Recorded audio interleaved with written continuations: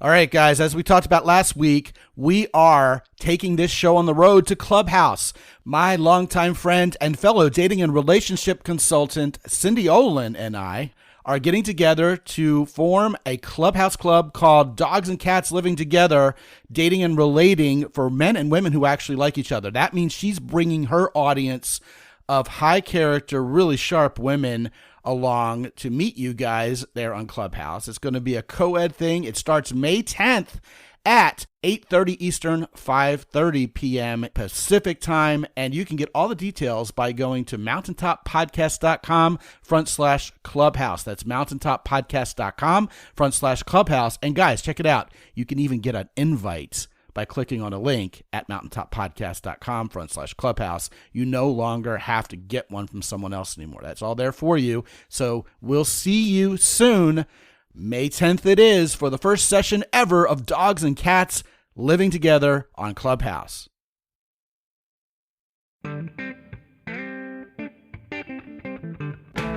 Live from the mist-enshrouded mountaintop fortress that is X and Y Communications headquarters, you're listening to the world-famous Mountaintop Podcast.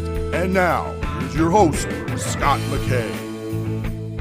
Greetings, gentlemen. Welcome again to yet another episode of the world-famous Mountaintop Podcast. Oh, yeah, my name is Scot McKay, at Scot McKay on Twitter and Clubhouse, Real Scot McKay on Instagram. You can find me on YouTube by searching my name, Scot McKay, ScotMckay.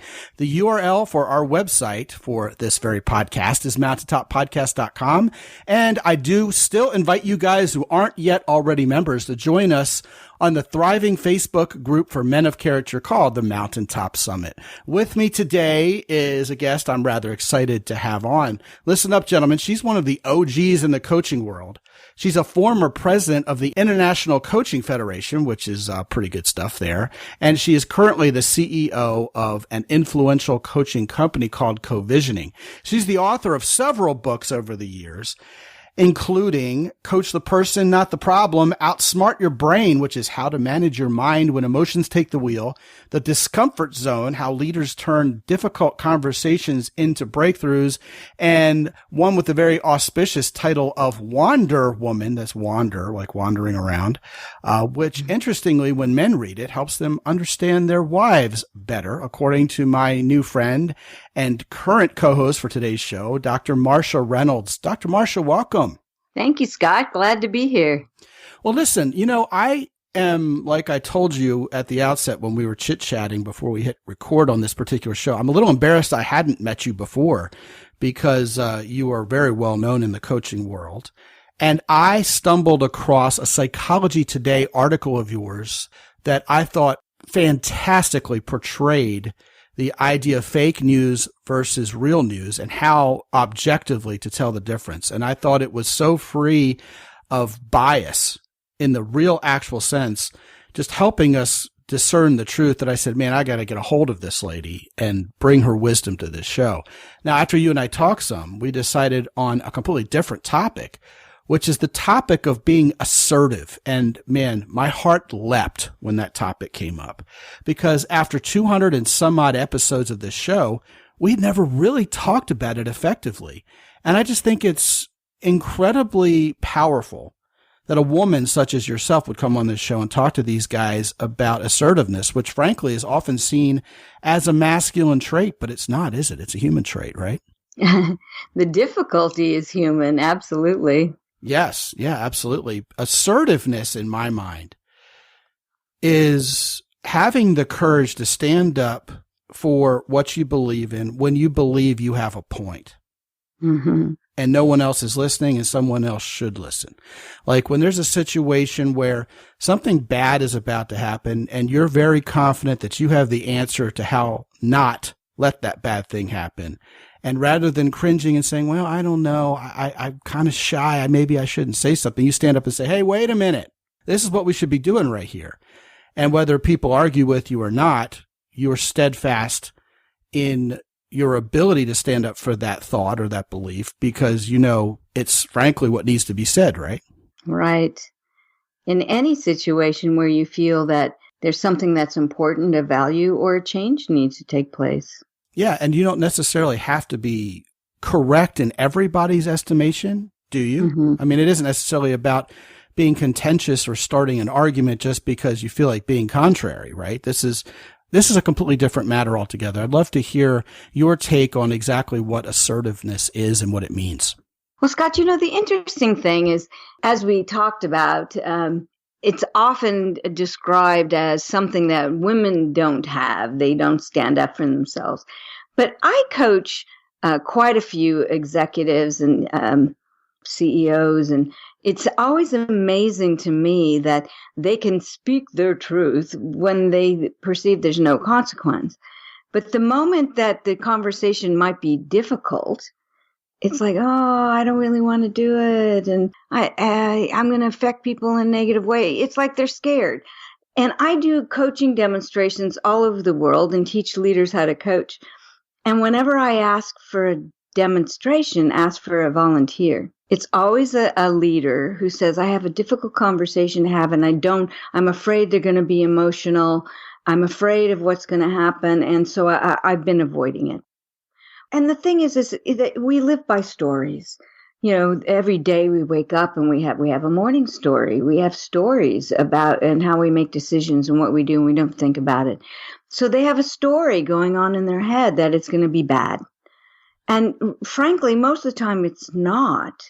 But because they think that it's going to be uncomfortable, and most of these men don't like to deal with people's emotions, that they don't sit down and have an important conversation with someone because what they fear will be the reactions.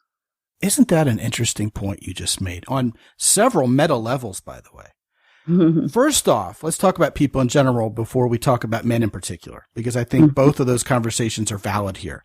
First of all, oh, how easy it is to express your opinion, beat your chest, and blast it from the rooftops when you're talking to people who agree with you. Yeah, absolutely. Man, basically we just summed up the entire social media world in one statement. It's called a confirmation bias. Yep, sure is. We've hit that with a big heavy hammer around here. But when you have something that you feel very strongly about, and other people disagree with you, or you feel they're potentially going to disagree with you, then it takes a different level of courage, doesn't it? Whether you believe Colin Kaepernick should have picked a different venue than the national anthem in which to present his grievance at how police were treating people of color, whether that's what you think or not, it took courage for Kaepernick to do it that way. And look, it did bring a lot of notoriety to that point, and it cost him his football career because of the people who flatly didn't agree with him, or probably more accurately didn't agree with how he did it. But that was what was in his heart and his soul, agree with it or not, and that's what he did. And those people who bear the courage to stand up for their cause are few and far between nowadays, because you have these competing ideas, first of all, of social justice and also cancel culture. It's like, hey, I want to do what's right.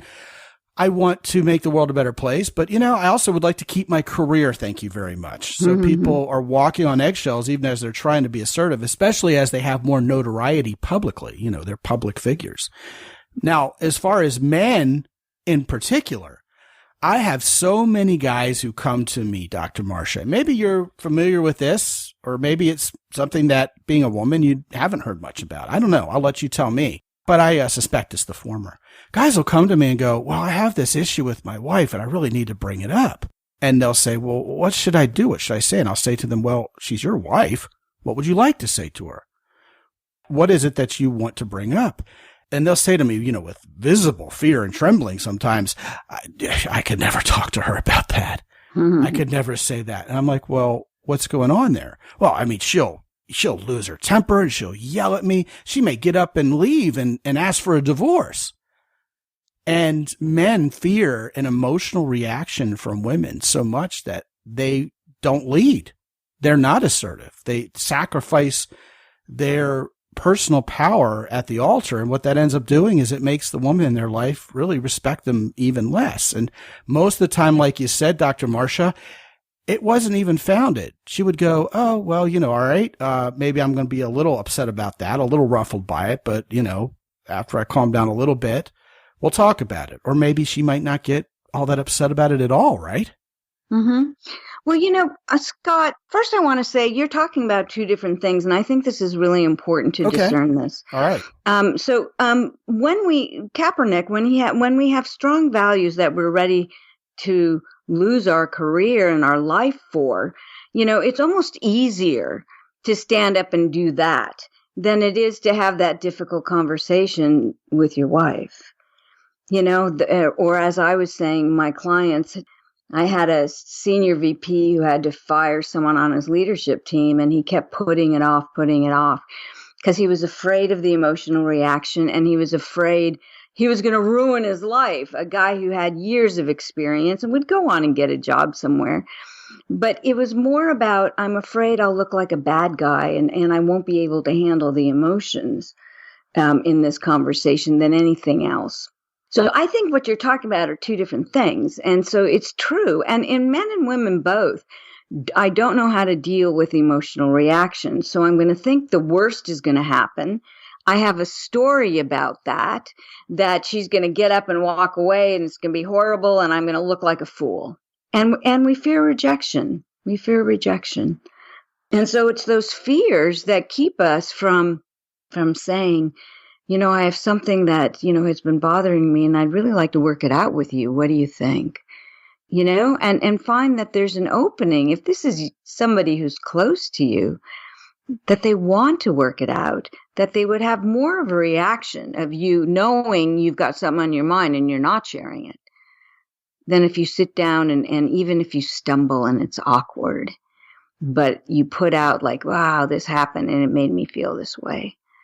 So, it's really our personal relationships that we fear more than the bigger things in life. Yeah, I think that's a valid point. I mean, lest I get hate mail from either side of the political aisle here, I will offer that before Kaepernick decided to protest in the way he did, he may very much have thought it was going to further his career rather than ruin it. Because, he was already kind of on the downward spiral from being an NFL quarterback at that moment, if you go back in history and read his stats. So, I suppose that's one thing. But I do see your larger point there. That didn't go unnoticed. Well, and it's Van Gogh who said it's the smaller emotions that are the captains of our lives, and that we don't even stop and think about it. It's like when I have big fear, or big desire, it's almost easier for me to act on it than it's when those little things that make me say, no, I'm not going to have that conversation today, or no, I'm not going to call that person. And we rationalize why we don't do it. So, saying I'm not going to talk to my wife because it's going to upset her, that's a rationalization. And we are master rationalizers as to why I won't have that. And it's the littler emotions and really not as significant things that run our lives and can ruin our lives. And then the cumulative effect of all those micro infractions. Oh, my God. all add up to create this mountain. Yes. The next thing you know, someone's really bitter and angry, and it just explodes like a warm Diet Coke that someone just shook up. And, or they get very passive aggressive and, it comes out in little icky ways. Now, that's an important point right there. Passive aggression is not necessarily being assertive, now is it? Not at all. No. If you look at the words passive aggressive, it means that I'll just say something snarky. That's hurtful. But because it was kind of snarky, it wasn't out front, and we just don't talk about it. And the cynicism and the critiques, and what they call microaggressions, that right. It's true. And they just come out, while you're watching TV and your partner will say something and you just like, oh, well, that's silly. Why would you think that? And that's a nasty thing, just to say, wow, that's interesting. I have a different perspective, is an opening of saying that's silly. Why would you say that is a closing? So are you opening the conversation or are you closing it down? Yeah, I think that's an interesting perspective on it. As you were talking, I was kind of mulling in my mind the simple fact that being assertive should neither be passive nor aggressive. certainly being assertive is the diametric opposite of passivity. And you don't have to be a jerk about this. You don't have to be going for the throat when you're assertive with someone. You can be assertive in a friendly, warm way with a smile on your face, can't you? I wouldn't put a smile on my face because then, it's confusing. You think so? Well, would you like an example of what I'm talking about? No, I hear you. But I think that when we're being direct with someone, that we're being direct. And if I say it with a smile, and I'm saying this because I had a partner that used to do this, and he was much more passive than me, and it's like I couldn't tell how serious he was. I'm like, is this something that's meaningful to you, or is it just passing? So I think that when we're assertive and not aggressive is when you're mean, but to say, when, and not blame anybody for anything, but just to say, the other day when this happened, it really felt like, you didn't want to hear my opinion, or you thought my opinion was wrong, but you just walked away. And I felt a real disconnection, and I'd like to talk about what happened. And if there's a better way that we can, listen to each other, I'd like to explore that with you. I wouldn't say that with a smile. I would say that, with concern, with care, with love, and the desire for a conversation, not to tell someone what to do. So I do think that our emotions, what we're expressing, have to match what we're requesting. Well, I think that's in line with what I was suggesting. Perhaps I just need better words to describe what I was conveying. What you're talking about is certainly assertion with warmth rather than this caustic desire to watch you crash and burn because you're wrong. It's that quest to be aggression. right. That's not even killer. Assertiveness. Well, it is. I agree, Yeah. But, you're being an idiot and you're stupid. Therefore, I'm going to stand up for my point because you're doing the wrong thing here and it's going to be my way or the highway. Unfortunately, I think a lot of times men in particular, or perhaps women who have been under the thumb of someone who's abused them in that way and considered it normative, may automatically assign those traits and those conditions to someone being quote unquote assertive. But what you just conveyed was a situation where, hey, I love you and this has got to be said and it's got to be talked about for the betterment of our relationship. So you have everybody's best interests at heart and there's a warmth that can be conveyed as you do that. A situation I'm talking about is where you go into a restaurant and your wife and your kids are freezing because they got the air conditioning set down to like 61 and they're shivering trying to eat their tacos, and your wife says, could you please go get the manager to turn the damn heat up in this place? I think you can go up to the manager and say, hey man, I said this little thing I got to bring up with you. My wife and my kids, man, they're over there and they're freezing, man. How about we back off the air conditioning just a couple notches? And I think you can kind of LOL a little bit with that in hopes that the manager who has control of this will go, oh my God, yeah, you know what? It is way too cold in here. I'm glad you brought that up. Let me go take care of that for you. But see, what I'm thinking as the host of this show and knowing my audience is there's at least one guy out there out of the 30,000 who are listening who would have backed down from that challenge. He wouldn't have even had the wherewithal or the moxie to go up to the manager of the store and say, hey, you know what? My wife and my kids are kind of cold. If it's okay with you and you kind of don't mind, would you sort of please, unless you don't want to, well, you know what? Never mind. Yeah. That's passive. Right. Right. And I think a lot of guys don't see that perhaps have missed out in life on this ability to assert one's position because it needs to be brought up while at the same time being downright personable about it, and perhaps even, yes, having a sense of humor, assuming that it's not going to be, it won't be too big a hairy issue for this person to go about affecting that change you would like to be made. I'm applying Hanlon's razor here. When something has gone awry, anything that could be attributed to malice is usually better attributed to, ignorance or stupidity, So someone may have just not noticed that it was so cold in here because they're back in the kitchen cooking or something. That's the example I would give. Well, and that's assuming positive intent. Yes. And we always go into it with that. And one thing I'm very clear about, when we're being assertive, we're being brief. We don't go into long explanations.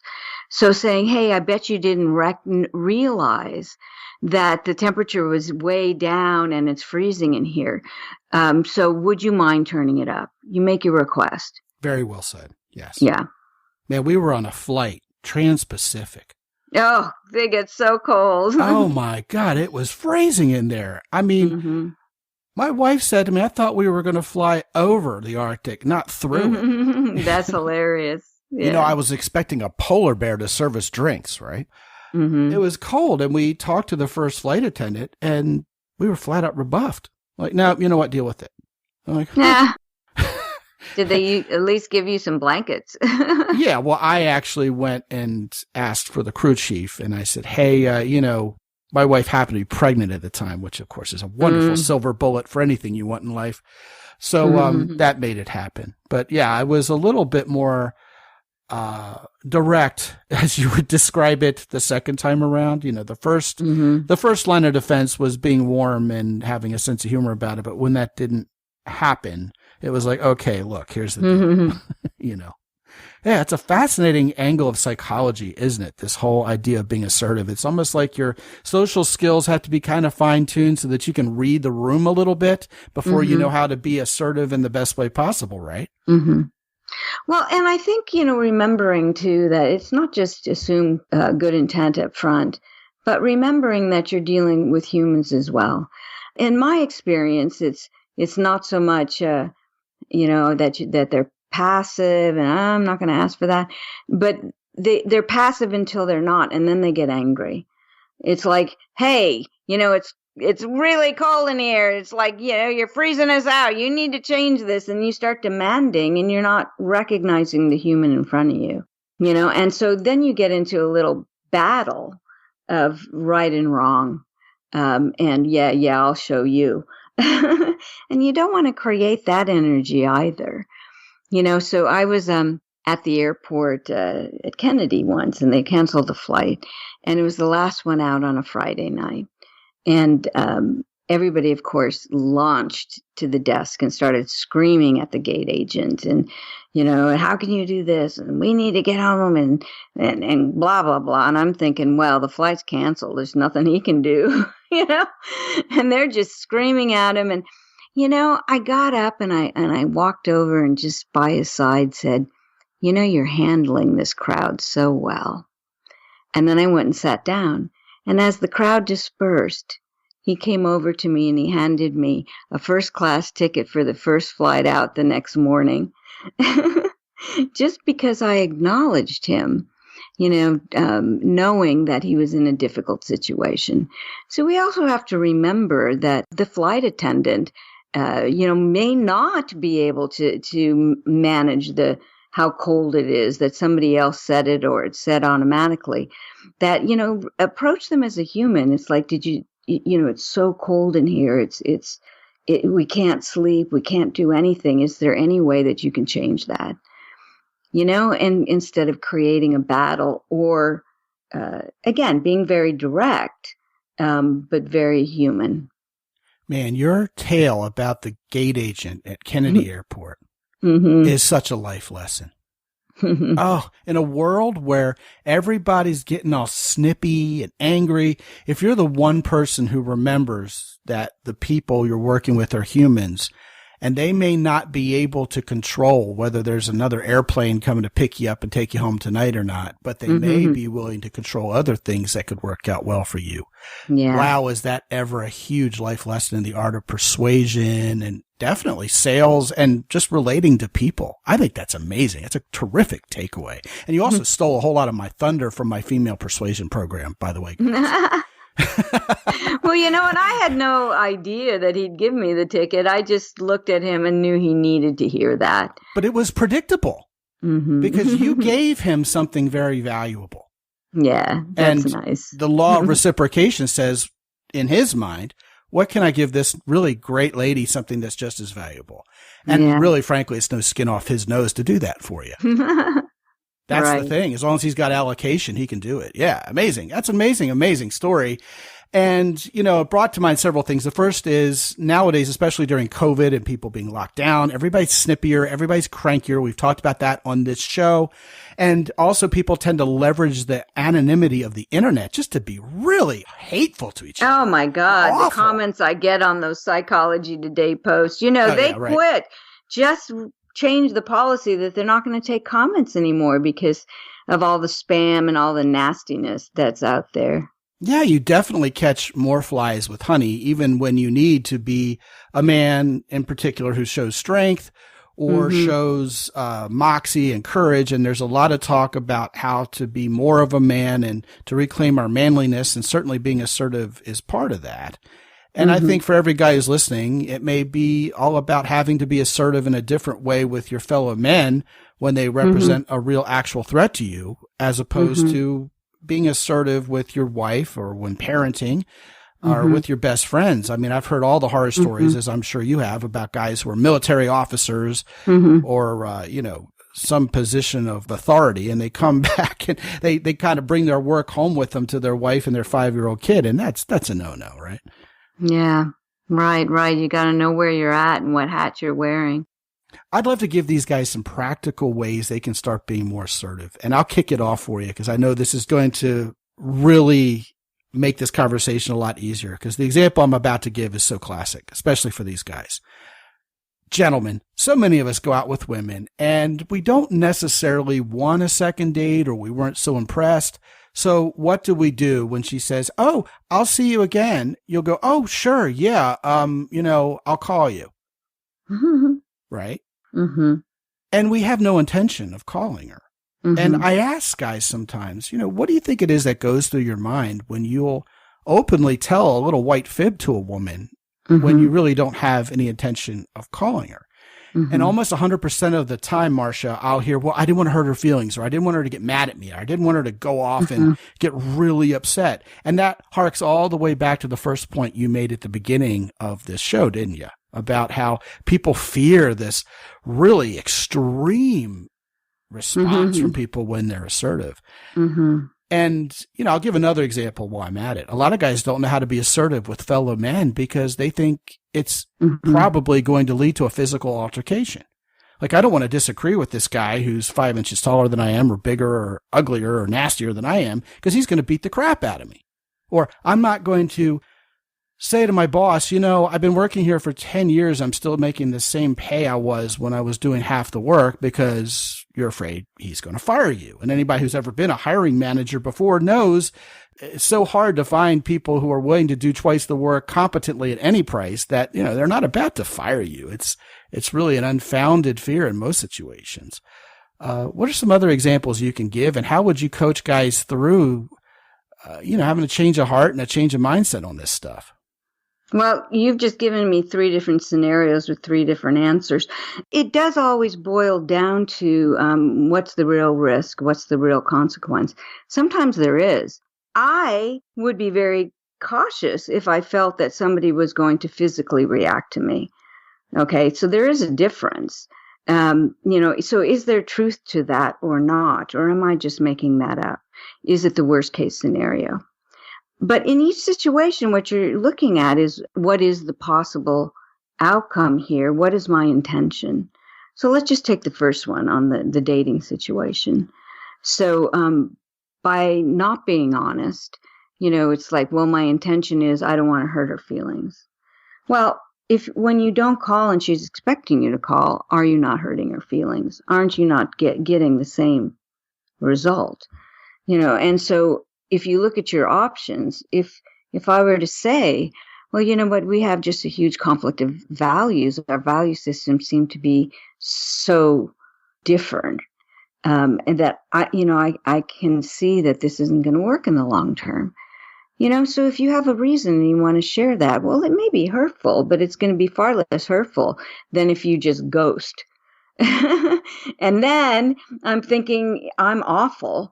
What did I do? I don't know. And, that's a terrible thing. So I'm coming from the female perspective that has been in and out of the dating market all my life, and it's awful not to give me your honest opinion of this interaction we just had and what may not work for you. I would rather hear that. And in truth, most of the time, people would really rather have your honesty than your avoidance. Because we have this huge reaction to rejection and not belonging. And when you don't speak to me, then I feel you reject me. You're now judging that I'm not capable of handling something when I'm quite capable. And if it's not good news, I can handle it. But disappearing on me, that's not cool. So you really have to look at the reality of the consequences of my behavior. Let me tell you what, before you go on the other two examples, every single woman I've ever talked to in my considerably long tenure at doing what I do for a living would agree with what you just said, without any exceptions. Oh, I know. So what about this guy who goes and gets his car serviced and he realizes there's a big ding on the door where there wasn't one before, and he goes to the manager, realizes he's 6'3" and looks like he was an MMA fighter when he was 22 and says, you know what, it's just a door ding. I'm all right, I'll leave. Nah. So let me just tell you, I'm not even 5 foot. Okay, I'm a little woman. I have no problem walking up to a 6 foot whatever man. In fact, I dated a guy 6'7" for a number of years. Your poor neck. And he was a basketball player, and he said one of the reasons why he really liked me was because I had no problem getting in his face and telling him what was, and when what he did was offensive. And again, in those situations, you're not picking a fight. You're not saying, hey, you did this on purpose. You're going and saying, this wasn't here when I dropped the car off. And so I would like to take a look at if there's a way that we can handle this situation. And the guy may say yes or no, but at least address it. At least address it, because you're going to walk away if you don't. Then you're just going to get mad at yourself and you will have regret. If you at least bring it up and they say, oh, too bad for you, well, at least you brought it up. Yeah, if you don't bring it up at all, you'll lose your self-respect. Absolutely. Right. Absolutely. It's like if you see a woman you'd love to ask out and you reject yourself without ever having her opinion on the matter, then you're going to remember those situations with a much harsher stench in your nostrils than if you would have asked her and she would have said, oh, I have a boyfriend, or, you're cute and you're friendly, but maybe not. The hardest rejections come at those times when we reject ourselves, 100%. Yeah, and we just make it up. Now, as far as the boss goes. Oh, well, that's a big thing. Yeah, I've known a boss or two who basically run a totalitarian state. And if you dare challenge them in any way like that, they will fire you, as an example. Anybody else want to come ask for a raise? They'll make it public. And of course, those bosses are what's commonly known as assholes. You probably don't want to work for them anyway. You're going to be better off going and getting another job. But I mean, yeah, I know some people feel kind of chained to their bedpost, as it were, or chained to their cubicle or chained to their workstation, whatever they're doing in life. And they're thinking, well, I can't lose this job. But you know what? Sometimes you have to have that self-respect again to be assertive enough to stand up to that boss and say, look, I've been doing this work. This is what I deserve. And if you don't like it, I am going to walk. Now, I think what I predict you're going to say practically is it's nice to have another job lined up before you do that. But in principle, what say you? No, I wasn't going to say that at all. I'm saying that what's great is I've been teaching leadership for 30 years, and the shift in leadership styles, that kind of boss is fading away. You bet. Is fading away. Because, and especially with the pandemic, it's amazing how much work I'm getting because they're all realizing that the number one capability of leaders now is empathy.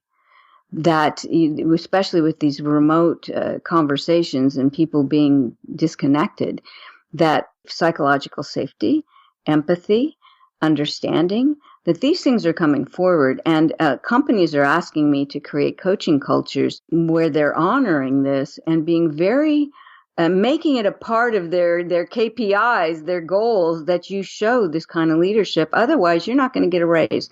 So the message is going out that type of boss, the asshole boss, it boomerangs on them, doesn't it? Yeah. And I find actually, Scott, that's more made up. I can't ask for this, the boss is going to fire me, than truth. And if you're a good, solid worker, It's one thing if you are, I don't think the people listening to this, are the person that would get fired. The boss might say, who are you, to ask me for this? I'm not giving you a raise. But it's not likely they'll fire you if you're a good, solid worker, because we need to hold on to those high achievers. And so I used to irritate my boss all the time with my requests. Now I knew he wasn't going to fire me. In fact, he even told the head of HR he wished he could, but he couldn't, because I was doing such good work and I had good, strong allies in the company. I knew how to play my politics, but I'll clearly always say, the format is, here's the impact. Here's what I see you're not paying me as much as the guys, or I even told my boss once, you look through all my stuff and you never give me any acknowledgement of the work I do. He says, I have to tell you when you do a good job. And I said, yes, you have to tell me. And his response, you never tell me when I do a good job. And so we recognized we both needed to acknowledge each other more. So by me being assertive with him, gave him the opportunity to make the request back to me, and it changed our relationship. So sometimes, you have to look at the consequence of you being assertive could be positive for your boss as well. So really, are you going to get fired? Really? Most of the times they'll say yes or no. Now we're back at the gate at Kennedy Airport, right? That's a human being, your boss. You take care of them, they take care of you. Now, Absolutely. Some people can be buttered up easier and more effectively than others, and that usually has to do with ego, and that's probably a separate topic for a separate show.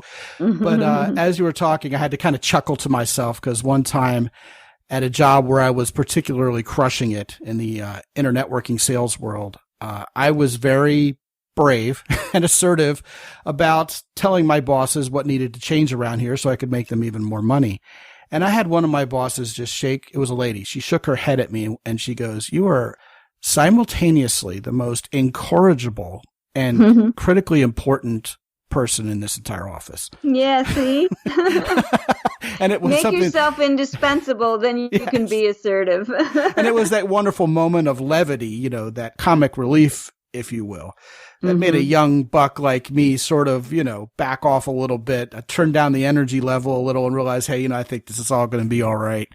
And I agree with you, especially nowadays, Dr. Marcia, you've got a social backlash against people who are abusive. There's no way. Yeah. I mean, look, if you're a crappy doctor, Yelp and the Google reviews are going to catch up with you. Yeah, right. First of all, and that's if your employees don't catch up with you and start holding up their smartphones with the videos on when you start acting up, against fellow employees. This is really a thing of the past. This whole idea of us being jerky to each other in the workplace and in consumer situations. I couldn't agree more. Notwithstanding Bed Bath & Beyond, if you guys saw that one from a few weeks ago. All right. So I think we're drawing to the end here. It's been a very fun conversation, and I dare say a very intelligent one, which I appreciate very much. I want to send these guys to your book, Outsmart Your Brain, How to Manage Your Mind When Emotions Take the Wheel, which they can reach by going to a special URL I've set up, which is at mountaintoppodcast.com/Marcia. Marcia is how Dr. Marcia spells her name. It's not Marsha, a la Marcia from the Brady Bunch. But I'll tell you what, just in case, I'll make it /Marcia or Marcia, so you guys are sure to get to her book. And in my Amazon influencer storefront, I will also place these other 3 books we talked about. Coach the Person, Not the Problem, The Discomfort Zone, How Leaders Turn Difficult Conversations into Breakthroughs, and Wonder Woman. And yes, guys, just like there's some women lurking on this show who are going to be better wives and girlfriends for you and better women in general for having understood you better. If you get your hands on Wonder Woman, you can understand women a little bit better, and that'll make you a better man. Dr. Marcia Reynolds, thank you so much for a great conversation today. I appreciate you very much. Thank you, Scott. I really enjoyed it. Yeah, me too. I sure did. And guys, if you haven't been to mountaintoppodcast.com lately, get on my calendar. Talk to me free for 25 minutes. Let's talk about what the rest of 2021 is going to look like for you. You are where you are right now. It's not where you want to be. You want a better woman in your life. You want to get further in your career. you want to start living that purpose that you know you've always wanted to live, and you know you're a man who should be deserving that. The first 25 minutes are free, and I guarantee results in advance. You will leave that 25-minute call with something you didn't have when you and I first started talking. That and a whole lot of other goodies are there for you at mountaintoppodcast.com. While you're there, please visit our friends and sponsors of this show for well over a year now at Origin, Maine. Best jeans you will ever wear. Also, please visit the guys at herosoap.com. You will never feel healthier. You will never feel cleaner. And the women will even probably perk up when you're around when you use the products from my friends at Hero Soap. Hero Soap and Origin are both accessible directly from mountaintoppodcast.com. And when you choose to do business with either of our wonderful sponsors, please use the code MOUNTAIN10 for an extra 10% off. And until I talk to you again real soon, this is Scot McKay from X&Y Communications in San Antonio, Texas. Be good out there.